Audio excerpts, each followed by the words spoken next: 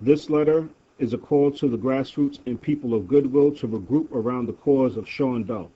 The Justice Department has made the decision to not bring civil rights violations against the police officers who killed Sean Bell.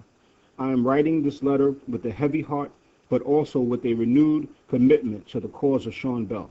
Sean has become an international symbol of victims of racial profiling and the misuse of police power against those who are vulnerable in society. Sean Bell is also a symbol that we can be proud of.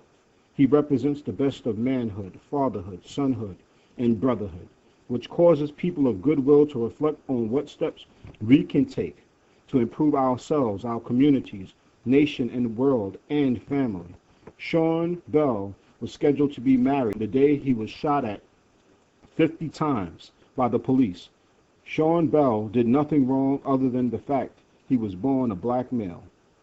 Never in a time of modern history has white men been shot at 50 times, not even a dog. If anyone can prove differently, please step forward.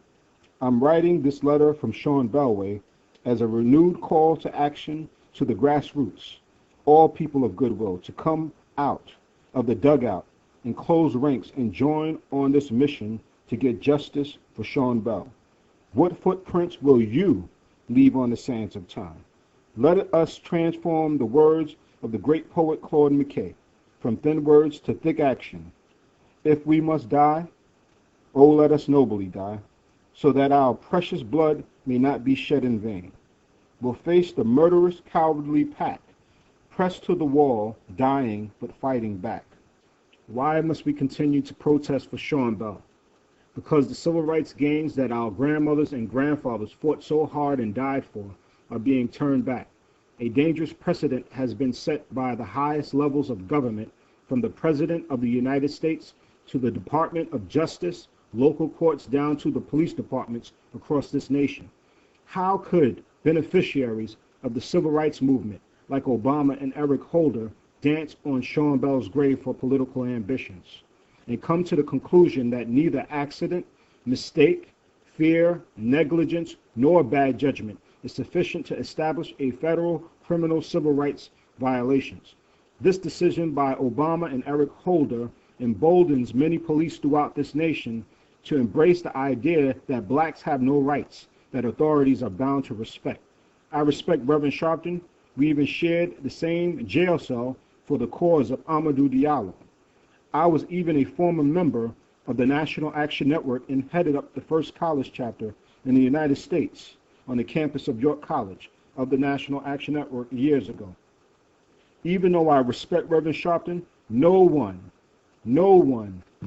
is exempt from constructive criticism when their arrogance have gone over the top. I understand that Sharpton and other so-called national leaders have been meeting with Obama. For what? Was Sean Bell on the agenda? Who are they speaking for? Have they given any extensive report to our community other than a small article Sharpton wrote discussing how he trudged through the snow to get to the White House?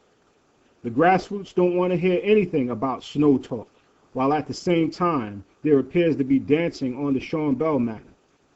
Our ancestors did not fight and die so that so-called national Negroes can just settle with sitting at the overseer's table in the big house. I say these things not out of bitterness, but out of love. The Sean Bell Committee of Unison Pentecostal Church, along with other grassroots organizations and people of goodwill, have plans to rally in D.C. at the White House and Justice Department on the issue of Sean Bell. We need people to volunteer. If you know persons who can volunteer buses, vehicles, manpower, or other essential resources, please call or email me. Everyone can volunteer. Everyone has something to give. No matter where you are, no matter where you live, you can be a part of this. We all also have plans to launch a wave of civil disobedience at different points and times in this city. Any way you can volunteer, please call me at 347-325-7828, 347-325-7828, or email me at unisonpentecostalchurch@yahoo.com. That's UNISON Pentecostal, PENTECOSTAL, church CHURCH@yahoo.com. God bless you. Let's stay in unison.